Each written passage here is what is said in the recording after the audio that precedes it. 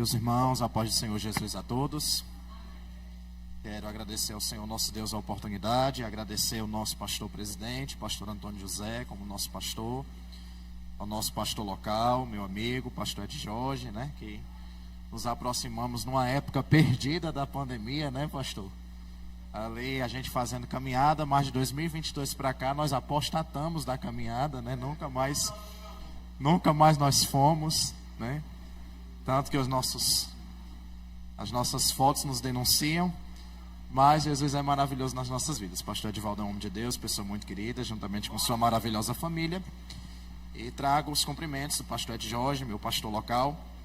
E vamos abrir a palavra do Senhor, meus amados irmãos, no Evangelho de Jesus, segundo escreveu João, no capítulo de número 19.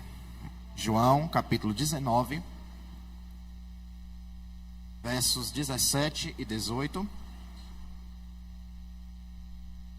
E depois o verso 30. Evangelho de João, capítulo 19, versos 17 e 18. Depois o verso 30. Leio na Almeida Revista Corrigida, a versão mais utilizada na nossa Assembleia de Deus em todo o Brasil. E espero que fique desse jeito até Jesus voltar. Até Jesus voltar. Deixa do jeito que está muito bom. Vamos ler a palavra de Deus, meus amados irmãos.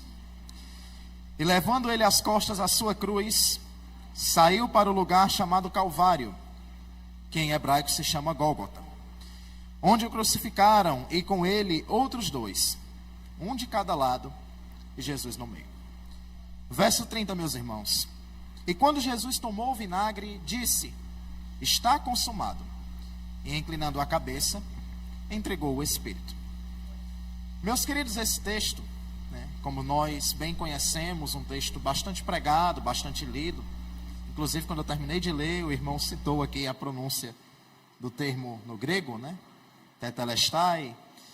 Mas hoje, meus irmãos, muito pregado, inclusive essa expressão escrita em vários livros, mas hoje nós vamos refletir que não somente as línguas originais, mas também o que a nossa língua portuguesa diz sobre este termo, sobre essa pronúncia que o Senhor Jesus fez quando estava na cruz do Calvário, derramando o seu sangue para nos expiar de nossos pecados. Ora, todos nós conhecemos, entendemos a narrativa bíblica.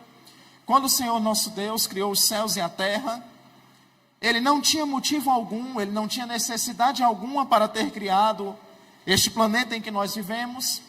Até porque, meus amados irmãos, Deus, Ele é completo em tudo. Deus em si mesmo, Ele não tem falta de nada. Deus não precisa de mim. Deus, Ele não precisa de você. Deus, Ele é Senhor, soberano, pleno, completo e absoluto. Mas Ele, num ato de amor, num ato de sua soberania, num ato de poder, resolveu criar a terra. Como diz as Escrituras Sagradas, que Deus criou os céus e a terra e tudo que nele existe. Nesses últimos tempos, meus amados irmãos, nós estamos vivendo uma onda de ataques à verdadeira fé bíblica, a fé genuína, conforme nos foi ensinada pelos nossos pais, conforme a Escritura Sagrada nos diz. Já há teólogos em nosso meio que eles não creem mais na inerrância da palavra de Deus, que não mais creem na suficiência e na plenitude, na autoridade da palavra do Senhor. Já há alguns que tratam a Bíblia Sagrada como um amontoado de lendas, como um amontoado de histórias, ou como meramente um livro que tem códigos e princípios éticos. Mas nós, os crentes pentecostais, assembleianos, continuamos a acreditar que a Bíblia Sagrada, ela é a palavra de Deus. Continuamos a acreditar que a Bíblia Sagrada, ela é plena, ela é inspirada, ela é inerrante, ela é infalível, ela é verdadeira e ela é completa. E nós entendemos que se ela diz que uma coisa foi de um jeito, é do jeito que ela disse. Porque Deus, meus amados irmãos, Ele não pode errar. E Ele inspirou um livro sagrado também que não contém erros, mas que é preciso, que é verídico e que é de fato a verdade de Deus para nós. Entendemos que Deus criou todas as coisas. Deus fez tudo bom e perfeito.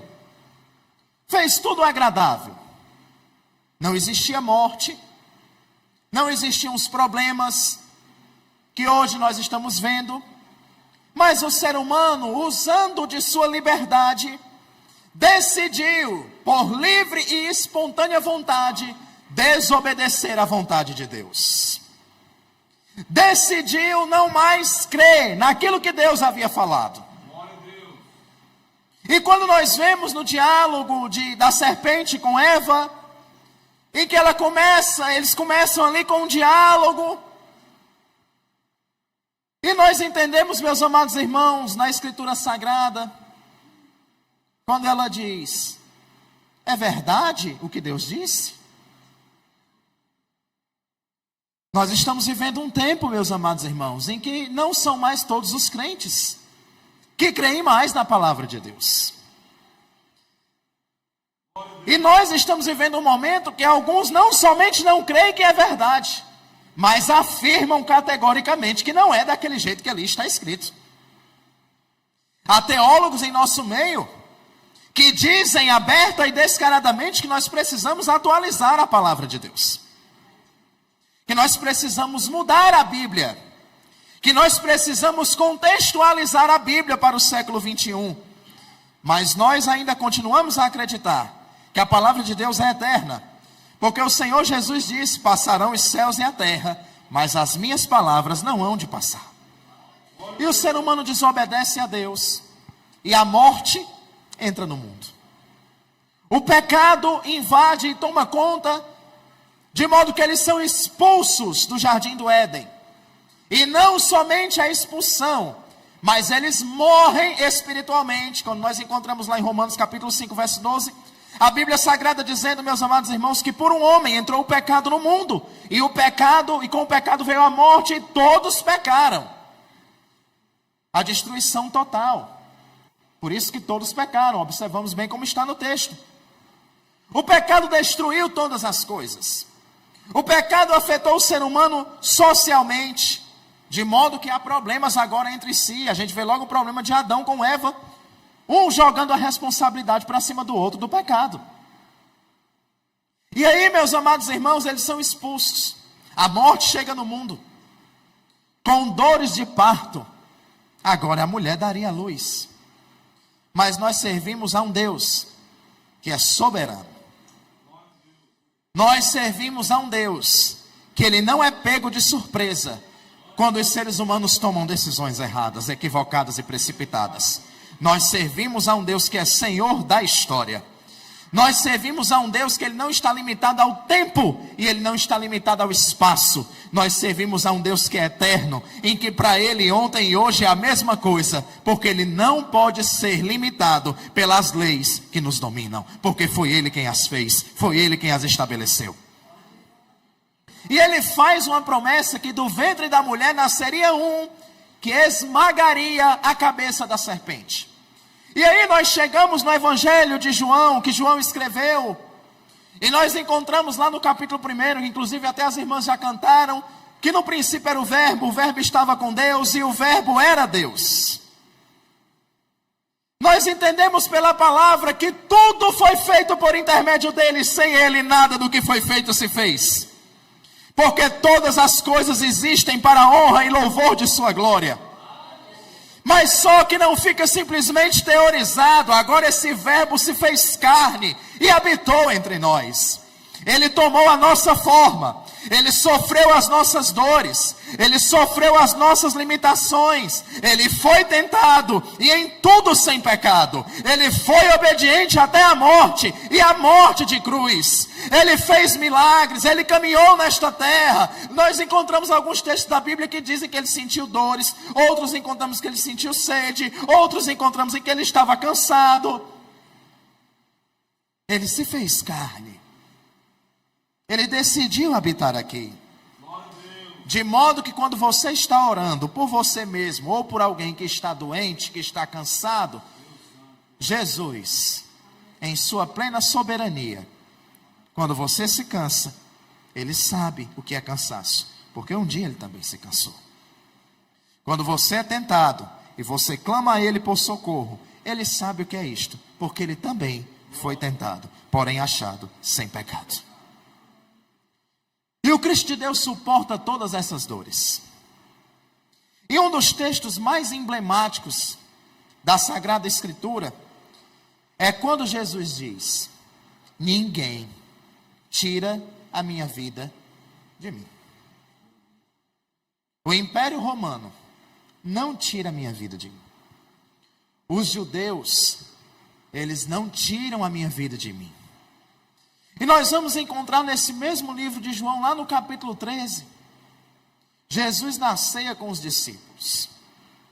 E nós vamos encontrar nos outros evangelhos um momento em que Jesus ele diz: eu desejei muito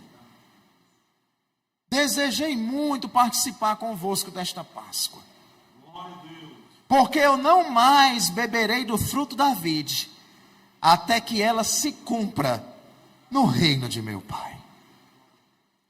E nós sabemos pelas Sagradas Escrituras, que Jesus anuncia que dentre aqueles 12, no colegiado de 12 discípulos, um haveria de traí-lo. Judas, já com seu coração cheio, Judas com seu coração já contaminado, Jesus diz para ele: o que tendes de fazer, faze depressa. Porque Jesus sabia que não era Judas quem iria fazer com que sua vida fosse entregue, não. Era ele mesmo que estava entregando a sua vida. Porque já havia um plano traçado desde a eternidade por Deus, de modo que envolvia o sacrifício de Cristo na cruz do Calvário, para que os nossos pecados fossem expiados, e para que diante de Deus nós pudéssemos sermos aceitos novamente. Jesus toma a sua cruz. Por que ele toma a sua própria cruz? Porque ele veio para ser Senhor. Porque nos processos que envolvem a nossa redenção, Jesus ele nunca mandou representantes ou delegados, ele mesmo que veio. Ele não pediu a um profeta para morrer por nós. Ele não pediu para que um anjo tomasse forma humana e viesse se sacrificar por nós. Ele mesmo foi quem veio. Ele mesmo que tomou forma humana. Ele mesmo que quis pela morte se tornar o autor eterno da nossa salvação. E ele entendia, porque já havia um plano traçado desde o Antigo Testamento, que quando alguém pecava, envolviam sacrifícios de animais que tinham que ser mortos. Os seus sangues tinham que ser derramados. Porém, meus irmãos, aquele sangue daqueles animais, eles não removiam o pecado. Eles cobriam o pecado. De modo que tinha que ser escolhido o melhor cordeiro, em alguns exemplos de sacrifícios. Não podia ser um manco, não podia ser um deficiente, porque Jesus, o cordeiro e o sacrifício perfeito, tinha que vir se oferecer nesta terra. De modo que os sacrifícios do Antigo Testamento, eles prefiguravam e apontavam para o sacrifício perfeito de Cristo lá no Calvário. Tinha que ser o melhor cordeiro, não podia ser qualquer um, porque o pecado sempre envolveu dor. O pecado sempre trouxe prejuízos. O pecado sempre trouxe marcas. É tanto complicado pecar, como é complicado para retirar a mancha do pecado. É como se fosse uma nódoa numa veste. Para arrancar, é quase que impossível. E aquele sacrifício dos animais, o sangue cobria. Porém, num belo dia, Jesus está vindo. E João, o Batista, ele diz: eis o Cordeiro de Deus, que cobre os pecados do mundo. Foi assim que ele disse? Eis o Cordeiro de Deus, que tira o pecado do mundo. Porque agora o sacrifício perfeito não veio meramente para cobrir, ele veio para arrancar o nosso pecado. Ele arrancou o pecado. E vamos já falar disso com mais detalhes lá na frente. Ele não simplesmente arrancou o pecado, mas ele também arrancou os efeitos deletérios do pecado sobre nós. Cristo toma a sua cruz, é crucificado, junto com ele 2 ladrões. Mas ele estava no meio. Porque ele no meio, agora, ele dividiria a história da humanidade. Porque todos aqueles do Antigo Testamento que foram salvos, eles foram salvos na esperança de um Messias que viria. E hoje nós somos salvos por causa do Messias que já veio. De modo que agora nós não precisamos mais levar cordeiro, não precisamos mais levar cabritos, não precisamos mais levar pássaros, não precisamos mais levar farinha, não. Simplesmente nós só podemos e precisamos abrir o nosso coração para que a graça de Deus faça o seu papel, porque tudo o Senhor Jesus já fez em nosso lugar. E chegamos ao verso 30. Jesus está sofrendo. Prego nas mãos, nos pés, como tem aquele hino abençoado que os crentes da Assembleia de Deus gostam de cantar. O pastor Edivaldo já está cantando aqui. Alguns hinos que nos marcam, né? Os hinos históricos, clássicos. Também não estou com isso dizendo, irmãos, que os hinos atuais também não tragam boas mensagens. Trazem, mas os antigos também nos trazem umas letras muito importantes, de modo que nós não podemos desprezá-los. Nós temos uma fé. Cristo está sofrendo. E Ele sofre. E hoje nós estamos aqui e vamos desmistificar algumas teorias erradas que as pessoas têm sobre a cruz de Cristo. Alguns entendem que o sangue de Cristo na cruz do Calvário, Jesus morreu. Os teólogos liberais defendem muito essa perspectiva. Que Jesus morreu por causa de uma conspiração dos judeus. E por causa de uma covardia dos seus discípulos. Há alguns teólogos aí respeitados pelo mundo acadêmico que dizem que a morte de Jesus foi meramente porque ele queria ser um exemplo para nós. Jesus não veio para esta terra simplesmente para dar bom exemplo. Jesus veio para esta terra porque ele sabia que eu e você não teríamos condições alguma de nos salvar por nossos próprios méritos e nossas próprias forças. E alguns crentes se exaltam, porque Deus é comigo, quem mexer comigo vai morrer. Meu irmão, mataram foi o filho do homem e ele não fez nada. Pelo contrário, meu amigo Júnior, Jesus fez foi dizer: Deus meu, por que me abandonaste? Então, irmão, se alguém se levantar contra você, faça que nem Jesus. Perdoe. A vontade era dizer: desça fogo do céu e consuma todo mundo. Aquilo que eu lhe disse, eu também de vez em quando brinco com alguns amigos dizendo: ô, saudade do Antigo Testamento, que eu clamava uma bola de fogo do céu agora. Aí a gente lembra de Jesus dizendo: vocês não sabem de que espírito vocês são. Porque Jesus é misericordioso. Jesus é bom. E Ele abre a porta da graça para quem quiser entrar. Mas um dia essa porta vai ser fechada, para nunca mais se abrir. Ele não morreu simplesmente para dar exemplo para nós.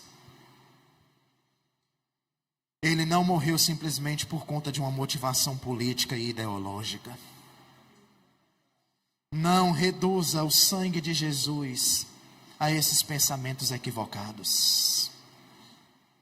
Não reduza o pensamento de que a morte de Jesus foi simplesmente porque ele estava lutando contra o Império Romano. Não, porque ele mesmo diz: o meu reino não é deste mundo. Eu não irei estabelecer meu reino através de espadas, através de guerras, não. Mas o meu reino é um reino de paz, é um reino de justiça. É o reino da alegria, é o reino do amor, é o reino do perdão. É o reino que quando alguém faz raiva, a gente dá vontade da gente fazer uma oração imprecatória. Os irmãos não sabem oração imprecatória, aquela oração para Deus, para Jesus resolver mesmo. É aquela oração que a gente diz, vai todo arrebentado orar. Jesus, o Senhor sabe o que aquele miserável fez comigo. Mas perdoa ele, Senhor. E me ajude a ser teu servo. Eu acredito que os irmãos aqui nunca oraram assim, mas eu já orei. Jesus, toma aquele envenenado nas tuas mãos, Jesus. Os irmãos nunca oraram assim, mas eu já orei. Os irmãos nunca, quando estavam tentando dormir, 3 horas da manhã, e o vizinho ouvindo aquele som abençoado, e dizer: Jesus, Elias orou para passar 3 anos sem chover. Orou e passou 3 anos sem chover. A minha vontade era só um raio vindo do céu, né, direto nesse som. Precisava nem pegar nele não, Jesus, era no som que eu queria. Nenhum dos irmãos oraram assim, mas eu confesso, irmãos, eu já orei a Deus várias vezes dessa forma. Sim. Chegava. Aí eu me lembrava daquele texto que Deus mandou os raios para defender o povo de Israel. Aí eu dizendo: Jesus, se o Senhor fizesse isso. Mas Ele nos ensina a bem dizer, a abençoar quando somos amaldiçoados, a amar quando nós não somos muitas vezes compreendidos.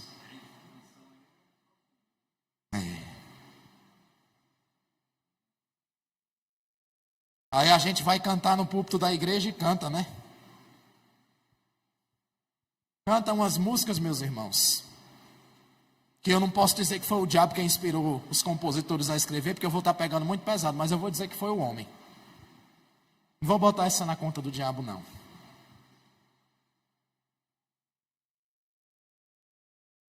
Algumas músicas que nós cantamos, irmãos, às vezes, que gera competitividade entre nós, que exaltam o nosso ego,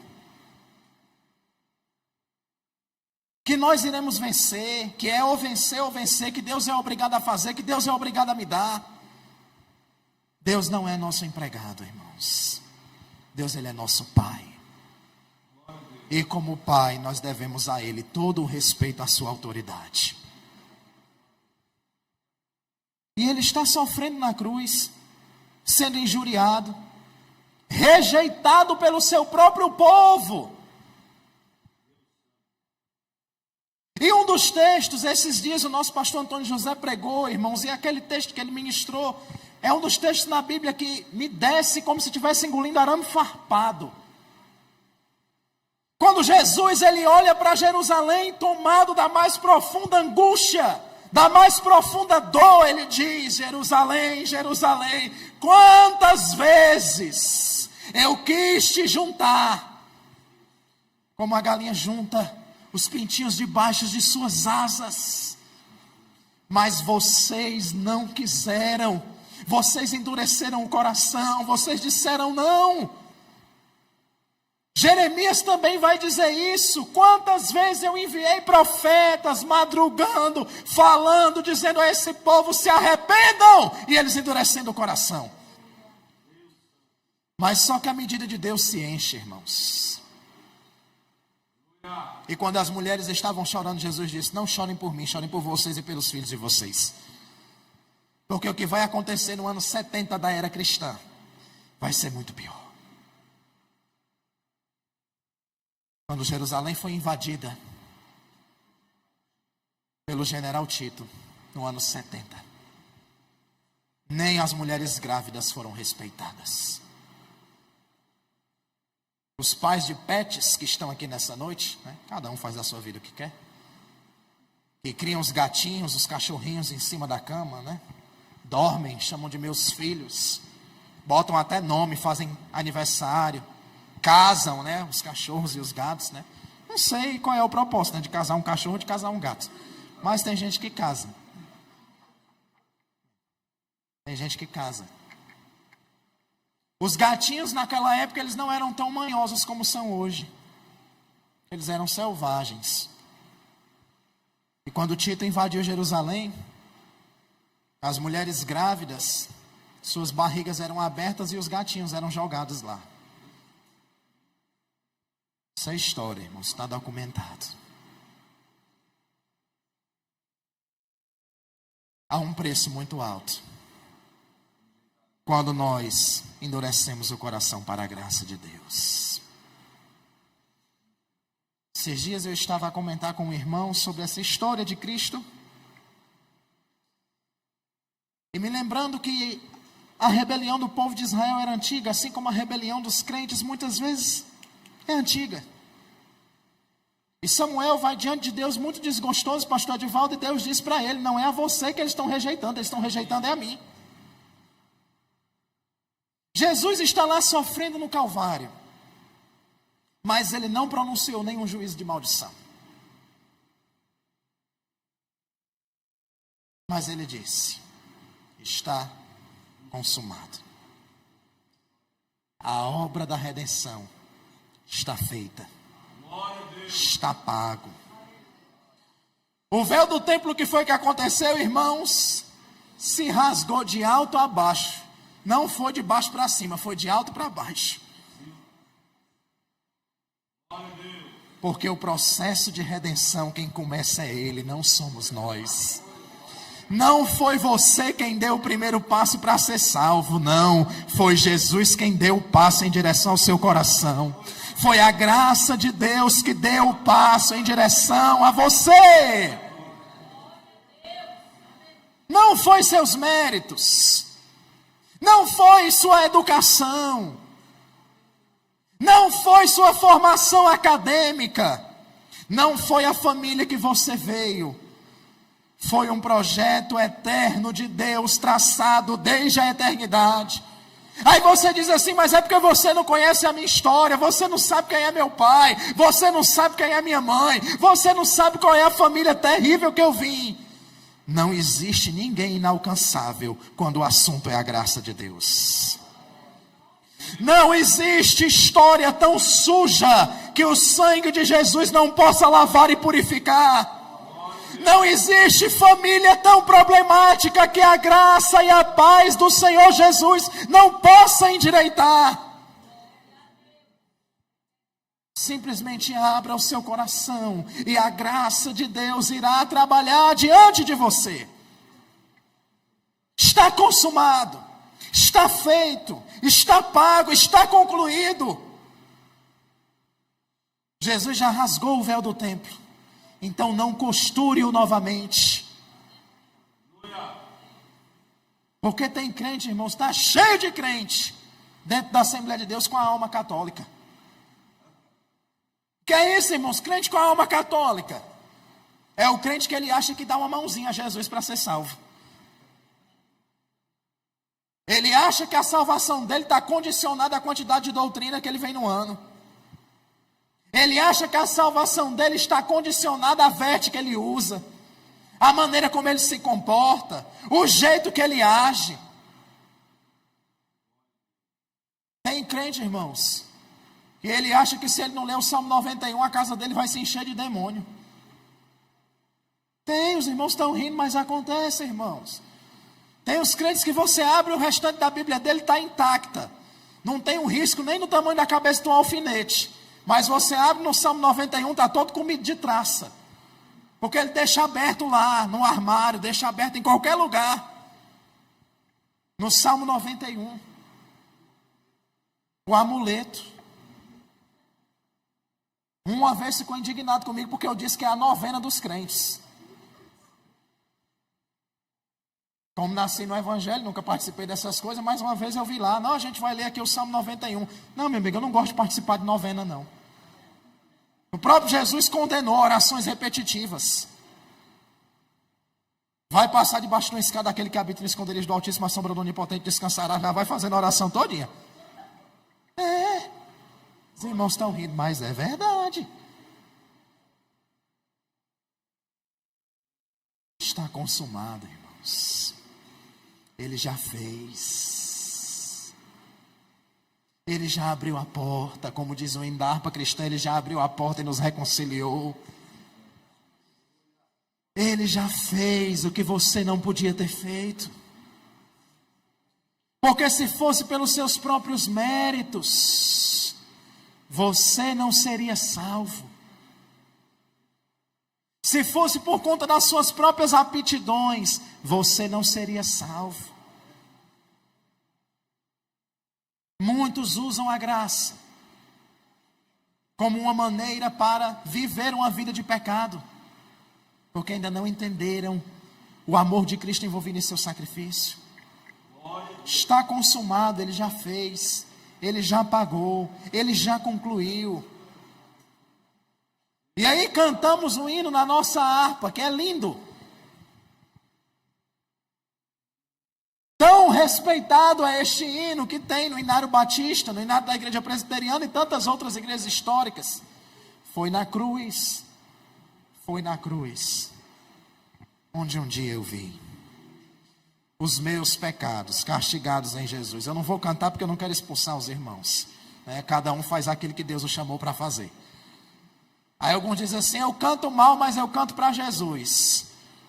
Aí eu digo, Jesus não é rampa do Janguruçu para qualquer porcaria eu jogar nos pés dele. Quem tem o dom para cantar, cante, eu não canto. Fica ali louvando, baixinho, só Jesus está ouvindo. Mas cantar não é minha praia não. Mas os irmãos que têm uma voz bonita, nunca deixem de cantar esse hino publicamente na igreja. Glória a Deus. Eu mesmo é só para incomodar os vizinhos, quando vou lavar uma louça, vou fazer alguma coisa, aí fico cantando, quando estou tomando banho. Mas nunca se esqueça que Jesus fez por você. Nunca se esqueça do valor do sacrifício de Cristo na cruz do Calvário. Lembre daquele tempo quando você era novo convertido, que cantava, entoava louvores a Deus e lembrava todo dia do que Cristo fez por você. Glorificava ao Senhor, porque recordava com alegria aquilo que Cristo já tinha feito. Ele é o autor da nossa eterna salvação, meus irmãos. Ele morreu por nós. E agora, diferente dos sacrifícios do Antigo Testamento, quando o sangue era aspergido sobre a tampa do propiciatório, essa expressão propiciar, e João, na sua primeira carta, no capítulo 2, no verso 2, ele vai dizer que ele é a propiciação pelos nossos pecados. Não somente pelos nossos, mas pelo de todo o mundo. Por que ele diz isso? Porque a propiciação é o ato dele nos tornar aceitos diante de Deus outra vez. De modo que quando agora Deus o Pai olha para nós, Ele não mais vê os nossos pecados, Ele não mais nos vê como meramente pecadores. Ele sim observa a maneira como nós pecamos e como somos falhos e dependentes de sua graça, mas Ele olha para o sacrifício de Cristo feito por nós. Ele já consumou a obra. Quando ele morreu também, muitos corpos de santos, como diz lá em Mateus, se viram andar por Jerusalém, porque muitos mortos ressuscitaram com sua morte. A morte de Jesus trouxe vida. A ressurreição de Jesus trouxe a nossa justificação. Eu me recordo também que uma vez o nosso pastor presidente, se referindo a uma pessoa que tinha um vasto currículo de serviços prestados à causa do evangelho na nossa igreja. Pastor Antônio José, a gente via que visivelmente ele estava muito sentido pela morte. Ele disse o seguinte: meus irmãos, enquanto Jesus não vier para resolver logo esse negócio de uma vez, a gente vai ver isso sempre. Nós choramos quando pessoas queridas de nós vão embora. É normal, irmãos, chorarmos, lamentarmos. Aí tem uns bestas que dizem assim: não, eu vou fazer uma festa. Porque a dor não é em você, porque se fosse você não ia fazer. É normal lamentarmos. É normal chorarmos. Mas há uma promessa. Que um dia, num momento, num abrir e fechar de olhos, quando soar a última trombeta, os que estão mortos em Cristo, eles ressuscitarão primeiro. Depois nós, os que estivermos vivos, seremos arrebatados. E assim como foi Ele mesmo que consumou a obra da redenção, a Escritura Sagrada também diz que o mesmo Senhor descerá dos céus. Eu não sei se os irmãos já tiveram o desgosto que eu já tive de contemplar os últimos minutos de vida de alguém que está partindo dessa terra sem Jesus.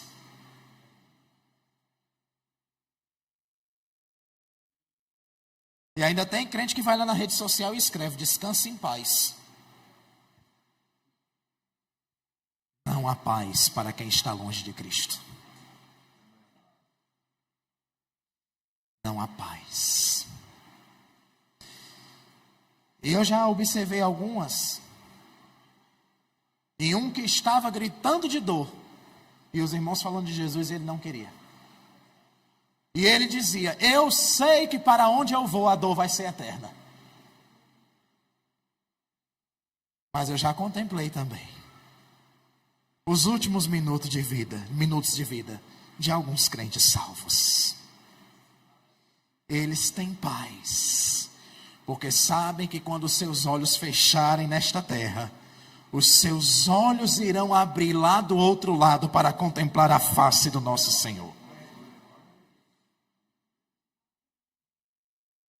Partem felizes e alegres. Cantam. Falam em línguas. Porque sabem que é uma alegria perene que nunca mais irá se findar. Qual não será a nossa alegria? Quando naquele grande dia, por momento do arrebatamento da igreja, todas as nossas dores forem terminadas.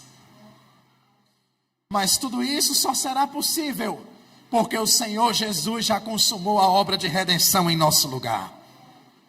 Nós não estávamos lá no Éden quando nós herdamos a culpa, o pecado e a morte de Adão. Mas nós também não estávamos no Calvário quando herdamos a graça, a misericórdia e o perdão vindos da parte do nosso Senhor e Salvador Jesus Cristo. Está feito. Está pago. Está concluído. Vá para a sua casa, meu irmão, minha irmã, agradecendo ao Senhor por tão grandiosa salvação que Ele te propiciou. Amém? O Senhor Jesus continue vos abençoando. Meu amigo pastor Edivaldo, que Deus continue com suas mãos estendidas sobre este lugar. Que o Senhor continue vos abençoando. Agradeço a oportunidade em nome de Jesus. Está aí a mensagem.